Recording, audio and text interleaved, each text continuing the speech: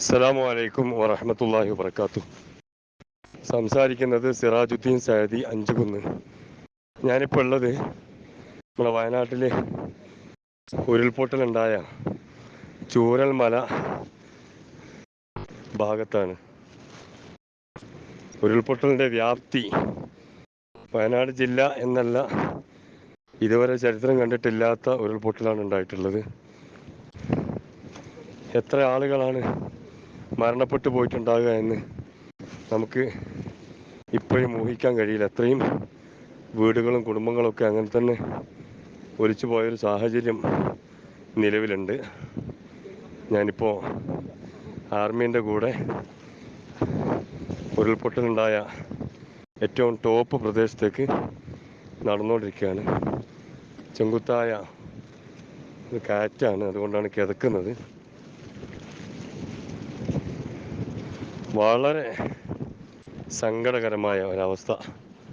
ഒരുപാട് വീടുകൾ അങ്ങനെ തന്നെ രാത്രിയുള്ളവരുടെ ഉറക്കിൽ,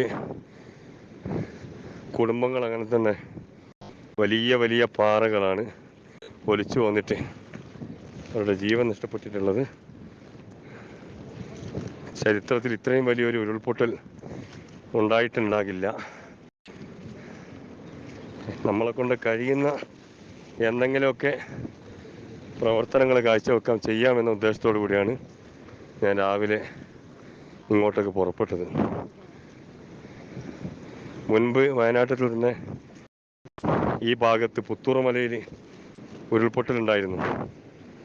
ഇവിടെ ഇന്ന് കഴിഞ്ഞ ദിവസം രാത്രി സംഭവിച്ച ഉരുൾപൊട്ടലിനെ അപേക്ഷിച്ച് അതൊക്കെ വളരെ ചെറിയ ഉരുൾപൊട്ടലാണ്.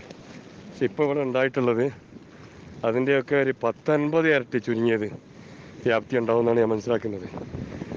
ഒരുപാട് വീടുകൾക്കുള്ളിൽ ആളുകൾ കുടുങ്ങിക്കിടക്കുന്നുണ്ട് എന്നാണ് മനസ്സിലാക്കാൻ കഴിയുന്നത്. കാരണം വീടുകളൊക്കെ മണ്ണിൻ്റെ അടിയിലായതായി മേൽക്കൂര മാത്രം പുറത്ത് കാണുന്ന അവസ്ഥയിലൊക്കെ ആണ് കാണുന്നത്. ചില വീടുകളിലൊക്കെ ഞാൻ തന്നെ എൻ്റെ കൂടെയുള്ള ആളുകളോടൊന്നിച്ച് കാര്യം നോക്കിയപ്പോൾ ഒരുപക്ഷെ അതിലൊക്കെ കട്ടിൽ കിടന്നുറങ്ങുന്ന ആളുകളുടെ മുകൾ ഭാഗത്തൊക്കെ ചളിയും മണ്ണും മേൽക്കൂരയ്ക്ക് സമാനമായി വന്നു നിൽക്കുന്നത് കാണാൻ കഴിഞ്ഞു. എനിക്ക് മനസ്സിലാക്കാൻ പറ്റിയത് ആ വീട്ടിൻ്റെ ഉള്ളിലൊക്കെ ഒരുപാട് മനുഷ്യന്മാരുടെ മയ്യത്തുകൾ ഉണ്ടാകുമെന്നാണ്. ഏതായാലും അല്ലാഹു തആല ഇത്തരം ഒരു അപകടത്തെ തൊട്ട് നമ്മളൊക്കെ കാത്തുരക്ഷിക്കട്ടെ. നമുക്ക് ചെയ്യാൻ കഴിയുന്നത് പ്രാർത്ഥിക്കുക എന്നതാണ്.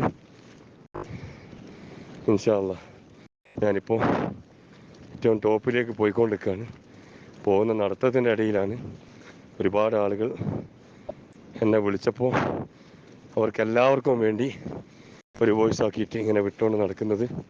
ഇൻഷാ അല്ലാഹ് ഒരുപാട് ജനങ്ങൾ, ഒപ്പം ആർമിയും NDRFൻ്റെ സംഘവും ഫയർഫോഴ്സും പോലീസും എല്ലാം, അതിലുപരി ആയിരക്കണക്കിന് സ്വാതന്ത്ര്യത്തിൻ്റെയും മറ്റൊക്കെ എല്ലാ വിഭാഗത്തിലെയും വളണ്ടിയർമാരും ഒക്കെ ഇവിടെ ഉണ്ട്.